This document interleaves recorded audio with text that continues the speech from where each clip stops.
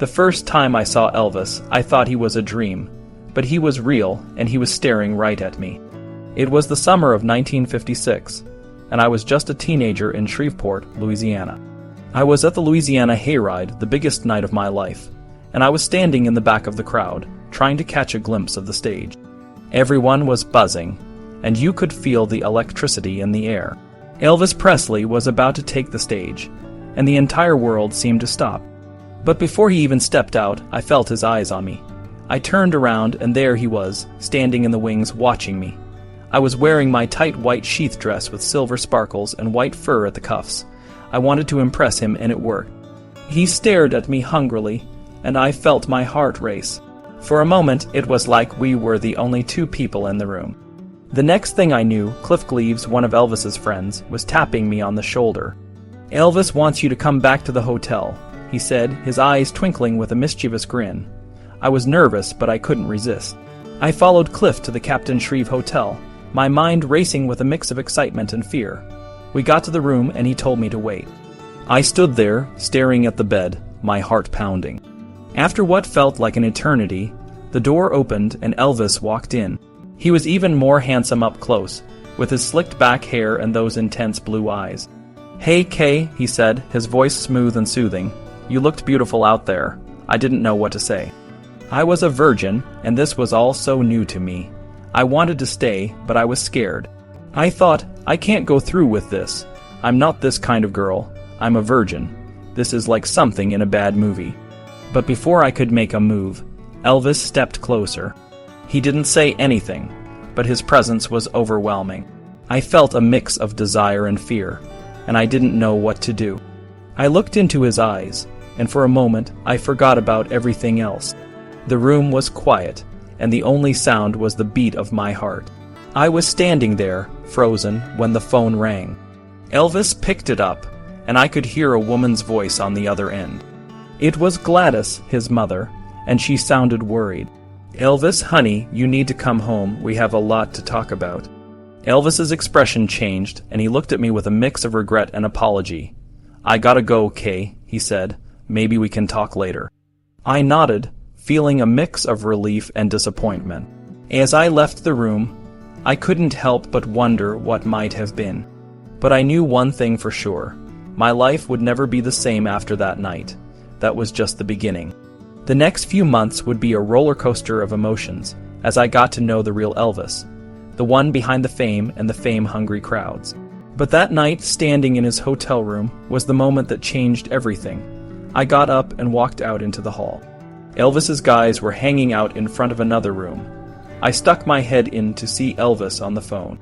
There was a flurry of activity. Someone was taking orders for sandwiches, and everyone was high on something. Maybe just the excitement of the concert. But Elvis, unbuttoning his shirt sleeves, beckoned me in. "Come here, come here, come here," he said. I was the only woman in the room, so I walked over and picked up his green coat and put it on. It was all sweaty, but I liked feeling him against my skin, even though the coat was so big it made me look tiny. Elvis grinned at the sight of me in it.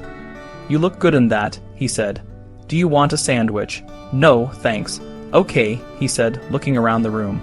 "Are we going to order?" Someone spoke up. "Elvis, what do you want on your sandwich?" "Mustard, mayonnaise, pickles, and cat shit," he said, laughing at his own joke. All the guys laughed too, but the bad language turned me off. As the time wore on and Elvis kept fooling around, I became more disenchanted. Finally, I just eased out the door. That got his attention, and he chased me down the hall and into the stairwell. I was a little disgusted with him, and with myself. We paused by the window at the end of the stairwell, and looked down at the street. I thought, well, I have him right here, just me and him. But I wanted to say something profound, because I didn't want to be just another of the girls. "Elvis," I said quietly, "what do you think life is all about, really?" He was standing behind me, very close, his breath warm on the back of my neck. Now he turned me around, and I thought he was going to answer my question, or maybe kiss me in a soft, romantic way. But Elvis was not in the mood for subtlety. To my astonishment, he got really rough with me.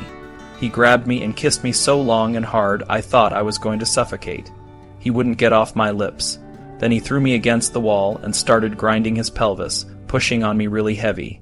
It was exactly what he did on stage, his whole performance. Except that Elvis was genuinely aroused and meant business, keeping me in such a hold I couldn't move. I wasn't just turned off now, I was frightened. It was too raw for a 17-year-old virgin.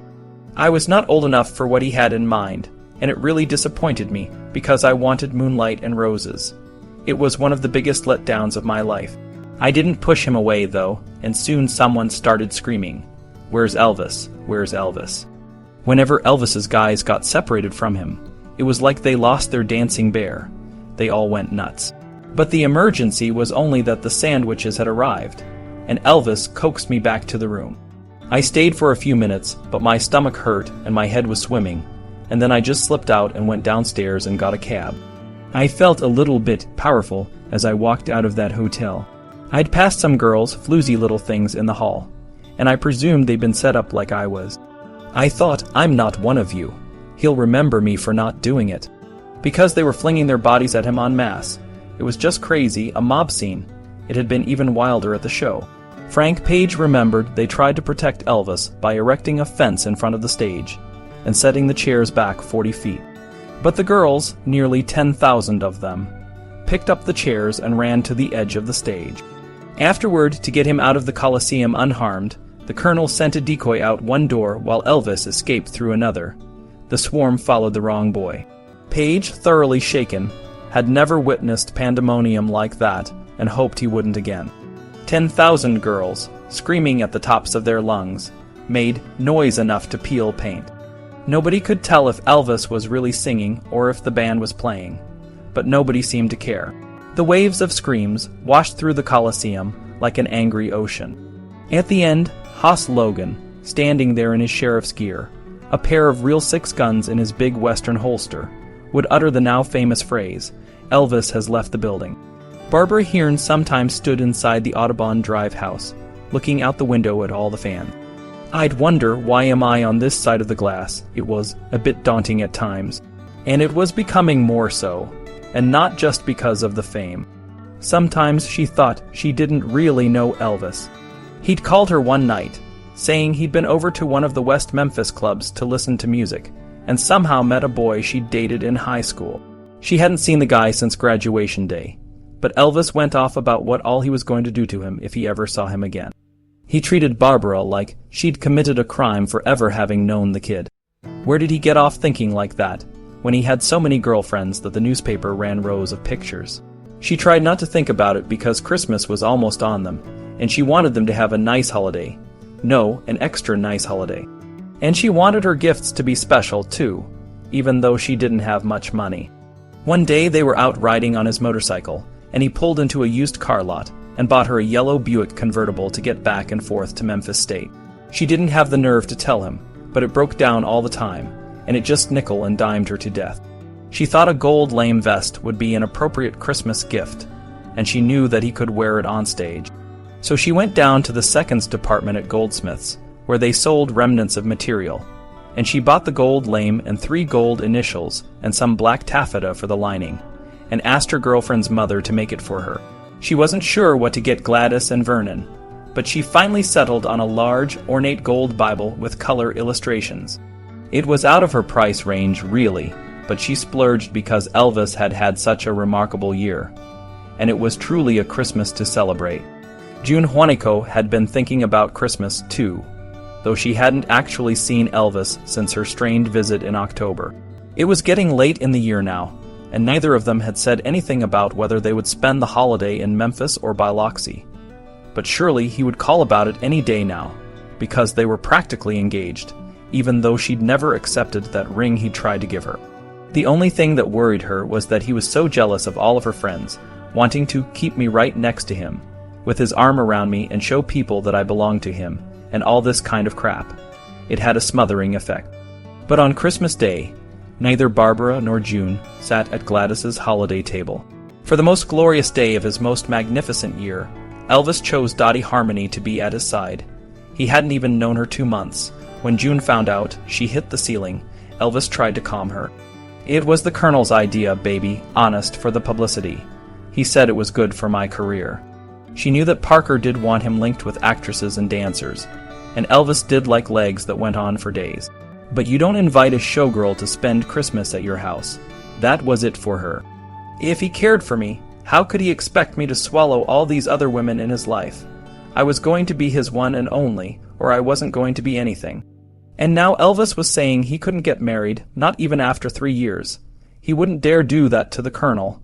He had too much invested in him. June felt something break inside of her, and now Barbara would too. She just kept saying it over and over. Dottie Harmony, a chorus girl, and for Christmas. That was a time for family and special friends, not a newly acquired Las Vegas showgirl. If it had been Elizabeth Taylor or somebody, I wouldn't have minded, but this really hurt me, and there was more hurt around the bend. When Barbara gave Elvis his gold lame vest, he handed her an unexpected gift, a sunbeam shaver. Her heart landed with such a thud that for a moment it knocked the breath out of her. She had gone to so much trouble with the vest, and she'd had to put his parents' gift in layaway, since she didn't have the money to buy it all at once. It was a pretty shaver, with rhinestones on the little stand and a quilted cover, but it was still a shaver, and certainly not the kind of thing he would have ordinarily gotten for me. It felt like he realized a day or two before Christmas. Oh, my goodness, I haven't gotten anything for Barbara, and threw a few dollars at someone who went out and got it. I didn't need it or want it, and I never used it. I truly believe I had rather gotten nothing than that shaver. I still have the miserable thing, but it was an embarrassment then and is still. Elvis couldn't win for losing. All his women were either mad at him or breaking off their relationship. Nothing seemed to work, just nothing. That Christmas he was driving around, thinking about things, when he spotted Georgia Avgeris, the Greek girl he'd thrown gum wrappers at in high school.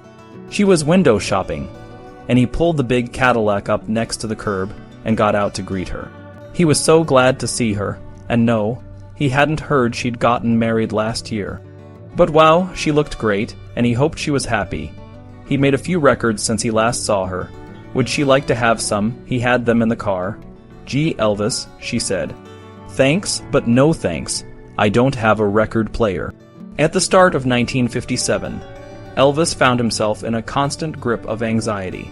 The Colonel had lined up a plethora of creative and career opportunities for him, a third Ed Sullivan Show appearance, and 2 movies scheduled just for that year alone, but Elvis's personal life lay in shards. June would barely take his calls. Dottie considered her visit to be a disaster. Elvis was late coming to get her. Girls held up banners at the airport that said "Go home."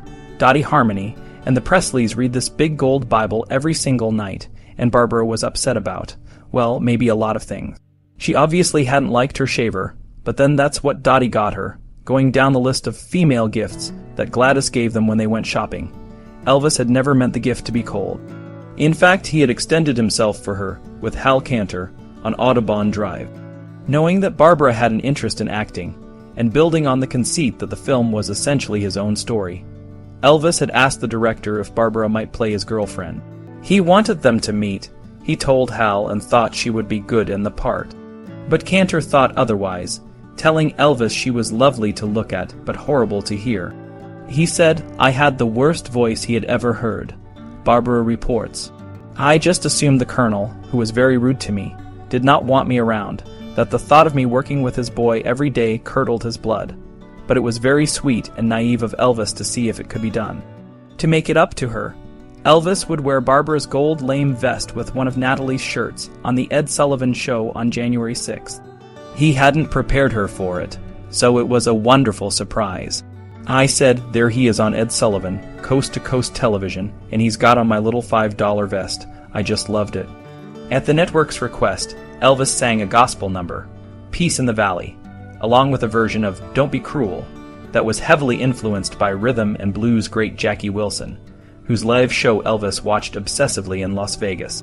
On the latter, the cameras cropped Elvis from the waist up, a brilliant tactical move on the part of the Colonel and Hank Saperstein, Elvis's merchandising king, to capitalize on his image as a sexual terror. At the end of the program, watched by 54 million Americans, the stone-faced Sullivan took time to deliver a character reference. "This is a real decent, fine boy. We want to say that we've never had a pleasanter experience with a big name than we've had with you." Elvis knew he was the luckiest guy in the world. But he couldn't really enjoy most of the good things that were happening, because there was so much weighing on him now. On January 4th, he took his pre-induction physical to determine his draft status, and 4 days later, on his 22nd birthday, the Memphis Draft Board announced his classification 1A. As the colonel explained it to him, it meant he'd probably be drafted within the next 8 months. What Elvis didn't know was that his imminent service was precisely what the wily manager wanted, in part to morph Elvis's image from dangerous hooligan to all-American boy, hence Ed Sullivan's ringing endorsement. Elvis spent his birthday at home with his parents. He didn't feel much like celebrating, and he was leaving in 2 days to start work on the soundtrack for Loving You. One afternoon, he dropped by to see Dixie Locke, who'd recently married. Her last name was Emmons now. He and Dixie had so much history together that they could finish each other's sentences. But now that she seemed so settled and happy, he sometimes felt worse after he saw her. Emptiness was a terrible thing, a big blue ball that just swelled up inside you. He made a joke about his relationships years later. I did love me tender and loving you. Loving her, loving anybody I could get my hands on at the time. But the trouble with love was that the cards were just so stacked against you. How did married couples stay together for most of their lives? Better to just stick with girls who were so much younger that they didn't really expect anything of you. In the fall of 1956, Vernon went over to the local Oldsmobile dealership, where the family often had their cars repaired and serviced. As he was leaving, the owner, a man named Mowell, asked if his 14-year-old daughter, Gloria, could meet Elvis. Vernon said that was fine, and for Gloria to come on over anytime. On October 11th, Gloria showed up on Audubon Drive and nervously rang the doorbell. She was shocked to see Elvis answer the door himself. Gloria was cute, sweet, and personable, and she knew music she'd identified Ruby Baby, a recent hit by the Drifters, who Elvis loved, playing on the phonograph in the den. After her visit, Elvis invited her back another day. Soon, she was taking her friends Heidi Hyson and Frances Forbes, who were also 14, and Elvis began asking them over for evening swims at the house, or just to sit around and watch TV. I remember when I was just 13, hanging out by the gate, waiting for him. He didn't notice me then, but when I turned 14, everything changed. That's when Elvis Presley, the guy who made my heart race, finally saw me. 14 was a magical age for him, and for me too. We were a trio of fanatical girls, Heidi, Gloria, and me. We followed Elvis everywhere he went in Memphis. He had this easy way with us, and we felt special. We were his local contacts, the ones who knew what the other kids were saying about him and his music, but it was more than that. Lamar Fike, who was starting to be part of Elvis's group, said Elvis was fascinated by us. Before long, Elvis was inviting us to the Rainbow Rollerdrome. We skated and laughed, and by 1957, we were his constant companions. We went to the fairgrounds to crash into each other in the Dodgem cars and eat endless Pronto pups. It was like making up for all the fun he missed out on in high school. They were nutty as fruitcakes, but they were fun, Lamar remembers. As Elvis got closer to us, we started staying for private pajama parties at his house. Just the four of us, me, Heidi, Gloria, and our 22-year-old host. When you were in that room, you wanted to shut out the whole world, Gloria says. It was a funny, suspended time. Elvis became like a teenage girl, and we were all equals. After swimming, he'd wash and dry our hair, and we'd do the same for him. He'd tease us, and we'd giggle. He showed us how to put on makeup, and sometimes he'd do it himself. It was sexy, he said. We'd roughhouse and have pillow fights, and Elvis would tickle and kiss us, but it was always playful, if anyone said, stop. Elvis would roll over and quit, and it would never be mentioned again. But the next time, it would happen all over again. We'd fight and scuffle, and then he'd get serious, and we'd push him away. I think that if he really pushed, I would have done it, Gloria remembers. Elvis was always kissing, and it was a good kiss. He'd kiss us in the car or when we were playing pool. He was romantic, and we'd neck a little bit. But it was innocent, or at least we thought it was. A lot of people didn't see it that way, but it was a different time. We were always the last ones to leave Audubon Drive. Around 3 or 4 in the morning, Elvis would sit up, kiss each of us, and say, I love you and I'll see you tomorrow. Lamar would drive us home, and we'd catch a few hours of sleep before school. Amazingly, Our parents never had a problem with it. We were out of the house before Elvis's mom, Gladys, even got up. She probably knew we were there, but she didn't mind. She approved of Jackie Rowland, and she knew Elvis was looking for a child woman he could mold into his perfect mate. 14-year-olds were just the right age for him. Our friendship lasted through the early 1960s, around the time Elvis met Priscilla Beaulieu, another 14-year-old. She was like a younger version of us, and she captured Elvis's heart in a different way. On January 14, 1957, Elvis went to Paramount Studios in Los Angeles to have his hair professionally dyed black. It was a lifelong dream of his. The shade was so dark it looked black on camera. He looked more like his mom, Gladys, and it strengthened their bond. He met his early idol, Tony Curtis, on the Paramount lot. Elvis was so excited to meet him, and they had a great time together. Elvis didn't stop there. He had his teeth capped and wanted a more refined profile. He went to Dr. Maury Parks to streamline his nose, sand away his acne, and tighten the skin around his jawline. He took George Klein with him, and paid for George's nose job too. Elvis always liked Barbara Hearn's nose, so he brought a picture of her to show Dr. Parks. After the procedure, Elvis called it Barbara's nose. In the movie, Loving You, Elvis played alongside Dolores Hart. She was 17, and the picture of fresh-faced innocence. Born in Chicago, she moved to Los Angeles with her dad, an actor, and her uncle, the opera legend Mario Lanza. She was a talented actress and a devout Catholic. When she first met Elvis, she didn't know who he was, but she was drawn to his music and his presence on set. Dolores was a shy virgin, and she made it clear she wouldn't mix work with romance. But they both felt a connection when they kissed for the cameras. Their ears turned red and they laughed it off. Director Hal Cantor had to call, cut, and the makeup crew rushed over. Elizabeth Scott, who played a role similar to Colonel Parker's publicist, was a different kind of woman. She was a sophisticated actress with an air of mystery. She was captivated by Elvis's eyes, which she found powerful and sexy. But she was also known for her sexuality, and Elvis was a bit scared of her. The guys teased him about it, but Elizabeth wasn't interested.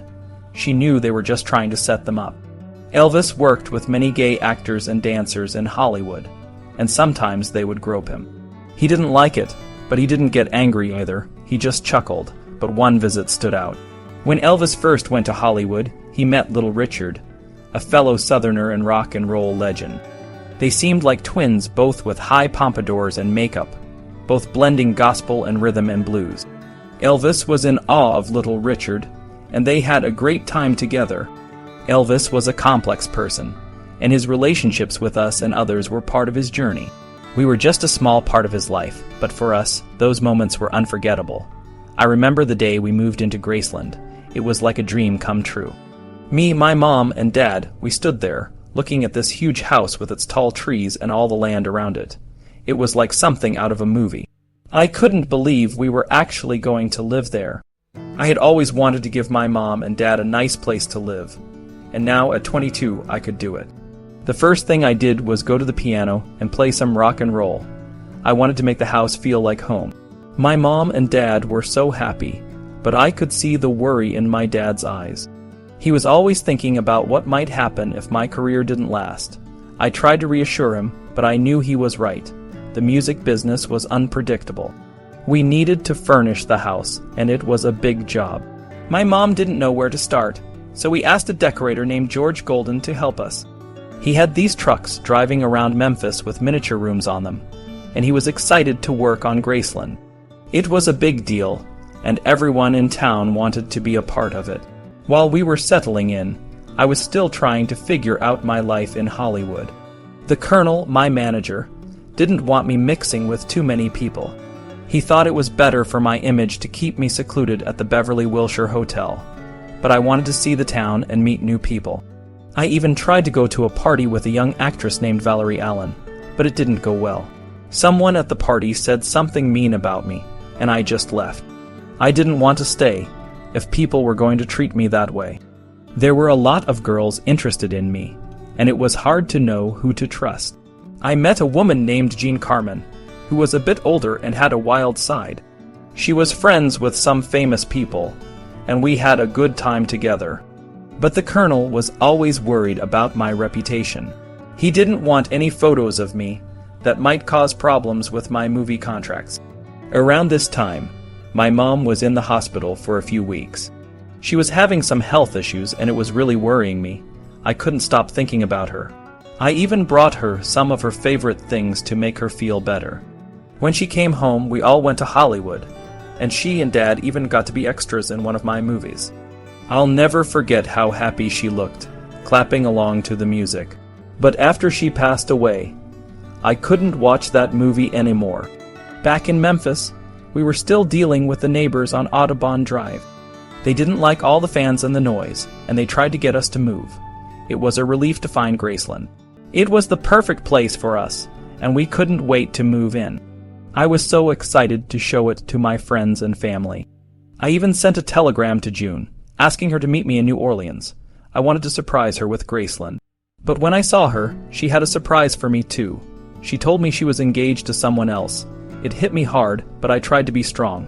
I knew I had to move on. Graceland was going to be my new home, and I was determined to make it the best place it could be. I wanted it to be a place where my family and I could be happy and safe. It was a new beginning, and I was ready for it. I arrived to find two women crowding poor Gladys, waving sketches in her face and talking nonstop. It was chaotic, like a circus. I introduced myself to Gladys and stood back with Vernon. Being married, I knew a thing or two about dealing with women.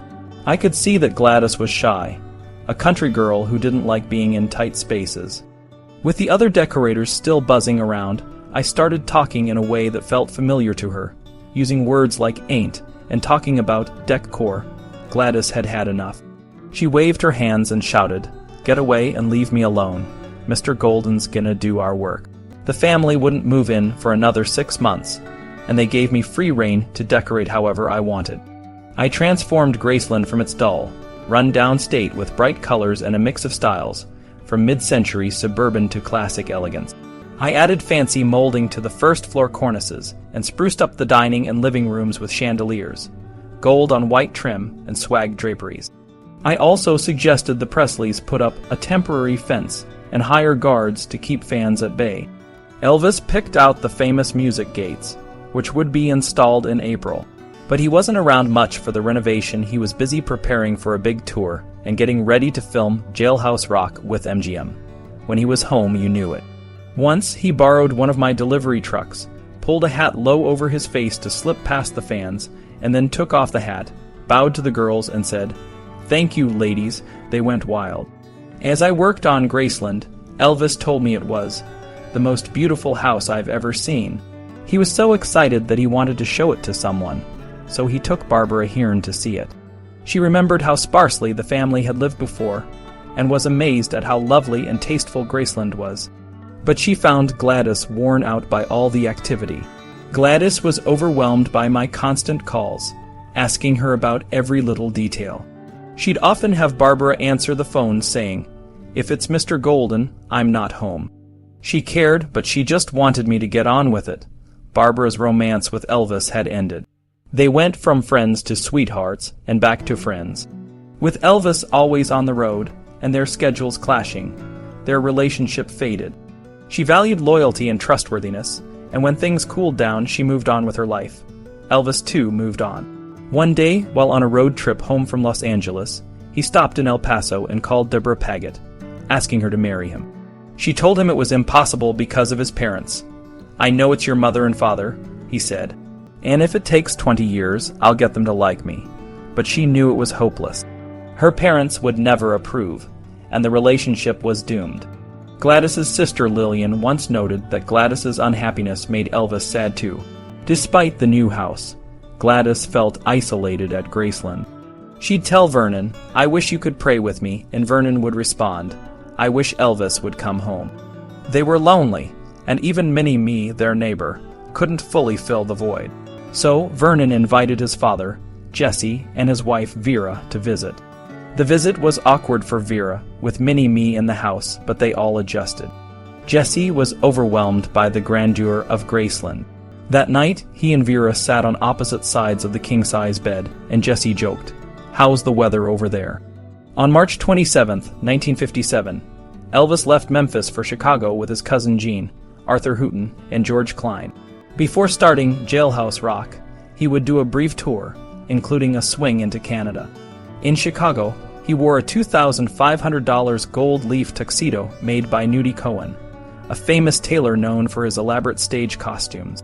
Elvis was fascinated by exotic dancers and had seen an ad for Tura Satana's show at the Follies Theater. He went to see her performance, wearing dark glasses and a hat to avoid being recognized. After the show, he asked to go backstage, but the other dancers were fawning over him. Tura took him to her dressing room, and they ended up at a restaurant where they planned to meet again that night. Elvis was curious about Tura's dance routine, which incorporated martial arts. She showed him how to do the shimmy, knee slides, and splits. He laughed and tried to learn the moves. He was particularly interested in the bump and grind, and Tura taught him some subtle movements. He used these moves in his 1957 concerts, which became his most sexually explicit performances. Their relationship was more than just a fling. Tura became a sexual mentor to him, teaching him techniques he hadn't learned from other women. He was always considerate and made sure she was satisfied, but he lacked experience in some areas. Tura taught him about cleanliness and the importance of using protection. He took her advice to heart, knowing the risks of not being careful. Despite the romance, their relationship was complicated. Elvis knew Gladys wouldn't approve, and Tura understood he couldn't be monogamous. They remained friends, and Tura would later become a trusted confidante, offering advice on his relationships. Elvis's fascination with exotic dancers continued. In October 1957, he visited Las Vegas and had a one-night stand with Tempest Storm, a legendary dancer. He climbed a back fence to her room, and her poodle barked and scratched at the door all night. The last time he saw Tempest was around 1970, and the first thing he asked was about her poodle. Despite his success, Elvis was under a lot of stress. In March, he was accused of pulling a gun on a Marine, who claimed Elvis had intentionally bumped into his wife. It turned out to be a Hollywood prop gun, and Elvis sent the Marine a long apology, explaining his fear of sudden encounters. The following month, Elvis brought another Hollywood starlet, Yvonne Lime, to Memphis for Easter weekend. Yvonne had a small role in Loving You, and had caught Elvis's attention in The Rainmaker. He watched her scene on set, and then asked for her phone number. They visited Graceland, which was still being renovated, and posed for a newspaper photo. For dinner, the Presleys' new maid, Alberta, served meatloaf and mashed potatoes, Elvis's favorite comfort food. Elvis was on top of the world, but beneath the surface, he was struggling with the pressures of fame and the isolation it brought. Graceland was his haven, but it couldn't solve all his problems. That evening after dinner, Elvis, my mom, and I sat out on the front walk in lawn chairs. Elvis held my mom's hand and then took mine. "My two best girls," he said. It was like he was saying, my past and my future, but he couldn't let go of his mom. He needed that third person to keep the old circle together, even though it had been broken a long time ago. It reminded me of our first date in Hollywood, when we went to see James Dean's movie, Giant. Elvis sat between his mom and me, holding both our hands. "Are you going to be my little girl?" he asked once his mom went inside. "Yes, darling," I answered, but I knew it wouldn't work out. Elvis told me he couldn't think about marriage for a long time. I was just starting to get the acting roles I'd always dreamed of, and Memphis was so different from my hometown in Glendale. On that Saturday, Elvis took me to a party at Sam Phillips's house. He wasn't feeling well. He had a skin infection on his shoulder that had been bothering him. Even with all the noise and laughter, I could tell he wasn't himself. He was quiet and his eyes looked sick. He excused himself to talk with Sam about it. Elvis had a big rash on his stomach, and he was worried it might be something serious. Sam called a doctor, and we went to the hospital. The nurses were all excited to see Elvis, and when the doctor lanced the rash, it was pretty bad. But once they gave Elvis some medicine, he started feeling better and couldn't stop talking on the way back. Later that night, the party went on, and everyone was by the pool laughing and eating breakfast. I cooked Elvis's eggs the way he liked them, hard as a rock. By daybreak, Elvis was singing hymns and spirituals by the fireplace. It was amazing to hear his voice in the dark, lit only by the fire. He had a real passion for religious music. On Easter night, we went to church at I Assembly of God. It was the first time Elvis had been to church in a long time, and he felt both awkward and relieved. He asked the usher to pass a note to Reverend Hamill, saying he wanted to talk to him afterward. When we got to the pastor's office, Elvis was waiting. He told Reverend Hamill he was the most miserable young man the pastor had ever seen. He was doing things he shouldn't and not doing things he should. Elvis cried and asked the pastor to pray for him. They prayed together for over an hour, and Elvis kept crying, asking for forgiveness. Reverend Hamill told him to call the next day, and he would give him the address of a pastor friend in Hollywood, but Elvis never followed up. The last time Kay Wheeler saw Elvis, he wasn't his usual self. He seemed lonely and isolated. At the press premiere for Jailhouse Rock, he called out to her across the room, and it was the last time they spoke. But he remembered her, and she was the one who got away. Jailhouse Rock was about a guy named Vince Everett, who goes to prison and becomes a famous singer. The story was inspired by Elvis's dad's time in prison, and Elvis's own fears of violence. The movie had some really memorable scenes, like the Jailhouse Rock dance number and the love scene with Judy Tyler. Elvis's character, Vince, grabs Judy's character, Peggy, and kisses her. She pushes him away, and he says, "Them ain't tactics, honey. That's just the beast in me." There was a famous photo from the movie where Elvis is in a nightclub, watching a blonde stripper dance. He watched her so intensely that they spent all day shooting that scene. The dancer, Gloria Paul, said he never took his eyes off her. She even did a whole dance for him, and he remembered her from a show in Vegas where he had kissed her fingers. They had a playful reunion, but when she told him she was married, he said he didn't mess with married women.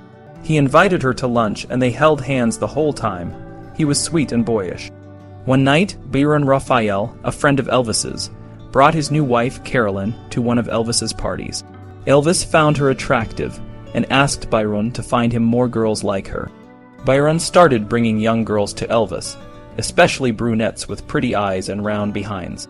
Elvis liked to pet and kiss them, but he rarely went all the way, especially with young virgins. Sometimes, girls would cry because Elvis told them to wait until their wedding night, and Byron had to calm them down. In May, my friend Lamar Fike read in the paper that Elvis had aspirated a cap from his tooth while filming Jailhouse Rock. Lamar called Elvis at the hospital, and Elvis told him to come to Los Angeles. Lamar drove for 36 hours straight and joined Elvis's group. He got work as an extra in the movie, along with the other guys. One day, Natalie Wood, who I knew from Memphis, was at the hotel. She was having a hard time and even threatened to jump out the window over Elvis. Elvis talked her down, but it was scary. He was nonchalant about it, saying, "I told you she wouldn't do it." Elvis had a date with Ann Nail, but he quickly turned his attention to Judy Tyler, his co-star. Despite what he told Gloria Paul, he and Judy had a thing going. Judy was a tough and experienced actress with a wild reputation. She was beautiful and had a foul mouth, but she was also talented. She was nominated for a Tony and appeared on the cover of Life magazine. Tragically, Judy and her husband were killed in a car crash over the 4th of July weekend. Elvis was devastated. He cried in the bathroom at Graceland and told the newspapers it was the worst thing that had ever happened to him. We all loved her, and it was a huge loss. Elvis showed up at George's place early one morning, all upset. He told me about his friend Judy, who had an accident and almost fell through a glass door. He managed to grab her, but he was really worried. Then, trying to change the mood, he mentioned a girl he'd seen named Anita Wood on a TV show. She was replacing someone named Susie Bancroft, and Elvis thought she was really cute. George said he could help Elvis meet her. By Monday, Elvis and Anita had their first date. I was surprised because Anita had turned him down once before. She said she was already going out with someone else, and Elvis didn't like that at all. But she agreed to go out with him on Monday, and that's when everything started. Anita was a sweet Southern girl from Jackson, Tennessee. She had a cute blonde bob and a soft accent. She was a DJ and really talented, but she also had a strong sense of right and wrong. When Elvis asked her out, she was a bit nervous. She lived with an older lady named Miss Patty, who was super protective. Miss Patty made Elvis come to the door to pick Anita up, which he did, looking dashing in his red velvet shirt and black cap. They drove around Memphis, and Elvis showed Anita a giant cutout of himself at the Strand Theater. Then they stopped at Crystal's for some burgers. Anita didn't really like them, but Elvis and his friends wolfed them down. After that, they went to Graceland, Elvis's big house. He gave her a teddy bear and showed her around. His bed was huge, and the room was dark with mirrors everywhere.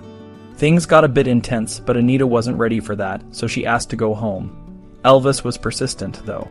He took Anita to see his new movie, Loving You, and showed her where he grew up. His mom, Gladys, really liked Anita and told Elvis not to let her go.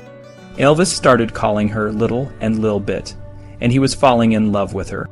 He gave her a fancy ring and a car, and they spent a lot of time together. But Anita was still unsure if she loved him back. They weren't alone much, and there were always friends around. They went to the fairgrounds and the roller rink, and Elvis would invite everyone, even strangers. The group grew, and new friends like Alan and Marty joined. Elvis was always showing off Anita, and he loved it when she sang and showed off her figure. One night, after a rough night at the roller rink, Anita made a big mistake. She didn't know a certain word, and she said it in the car, which made everyone laugh so hard. She was so embarrassed, but Elvis thought it was funny. Anita was also worried about Elvis's loyalty. He would bring other girls around, and he'd tell her they were just publicity stunts. She wanted to believe him, but it was hard. When she went to California for a movie role, she realized she didn't want a career if it meant being away from him. She came back, and they were together more. But the Colonel, Elvis's manager, didn't want them to be seen together too much. He thought it would hurt Elvis's career. Anita and Elvis had to be careful, but they were happy together. Anita even moved into Graceland, and things got pretty serious. Even though Elvis sometimes did things that hurt Anita, she loved him deeply. She gave up her career for him, thinking that being with him was more important than anything else. But she soon realized that being with Elvis meant she could never have a normal life. Despite the challenges, their love was strong, and they were always trying to make it work. The excitement and the chaos of those days still feel so vivid to me, even though it's been so many years. October 28, 1957, was one of the most memorable nights of my life. I was there, under the stage, holding onto Nipper, Elvis's dog prop, as he electrified the crowd at the Pan Pacific Auditorium in Los Angeles. The Colonel, Elvis's manager, had put me in charge of Nipper, and I was determined to do my job well. But nothing could have prepared me for what Elvis was about to do. Elvis came out in his gold lame jacket and black slacks, and the moment he hit the stage, the energy in the room changed. He was wild, more than I had ever seen him. He moved with a power that was almost hypnotic, and the crowd was eating it up. But it was during Hound Dog that everything went to another level. He unzipped his pants, grabbed Nipper, and started moving in a way that made the crowd scream even louder. It was intense, and I could feel the tension from below the stage. When he rolled around on the floor with Nipper, it was shocking. It was like he was trying to prove something, or maybe he just couldn't help himself. The next night, the police were there, and Elvis toned it down. He even poked fun at the situation, making hand gestures to the audience to show that the censorious camera was on him. But the damage was done. The newspapers were filled with headlines about his scandalous performance, and people were talking about it all over the country. For me, it was a glimpse into the life of a star, a life that was both thrilling and overwhelming. Elvis was a phenomenon, and being close to him showed me just how complex and intense he could be.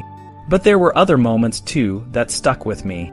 Like when I met a young girl named Charilyn Sarkisian, who would later become the famous singer Cher. She was just 11, but she was already in love with Elvis. She and her mom came to the show, and she was so excited, standing on her chair and screaming with the rest of the crowd. It was clear that Elvis had a way of connecting with people, no matter their age, but the good times wouldn't last forever. By the end of 1957, Elvis was facing a new challenge. He had to go into the military, and it was a tough decision for him. He didn't want to leave his family, especially his mother, who was worried sick. But the Colonel, always thinking about public image, told him to do it the right way. So on December 20th, Elvis went to the draft board, picked up his notice, and put on a brave face for the cameras. He said it was his duty, but privately he was devastated. He cried in my lap, and I could see how much it was hurting him. Before he left, he made sure his family was taken care of. He bought his mom a mink coat, his dad a diamond ring, and even got the colonel a fancy car. It was his way of saying goodbye and making sure they would be okay while he was gone. Christmas at Graceland was bittersweet. Everyone tried to be happy, but the shadow of his upcoming service loomed over everything. In early 1958, I went with Elvis to New Orleans for the filming of King Creole. It was his best movie, and he was really into it. But even then, he was still Elvis, the guy who could charm anyone. He met a young model named June Wilkinson and asked her to dinner. When he found out she was a virgin, he respected that and spent the evening singing to her. It was a softer side of him, a side that not everyone got to see. Even when he met Sophia Loren on the Paramount lot, she was smitten. They took a photo together, and it was clear that he had that magnetic quality that drew people in. But the time for fun was coming to an end. Elvis finished the movie, and in March 1958, he reported for duty. It was a new chapter in his life, and for all of us who knew him, it was a moment that marked the end of an era. Elvis was changing, and so was the world around him. But no matter where he went or what he did, he would always be the king of rock and roll.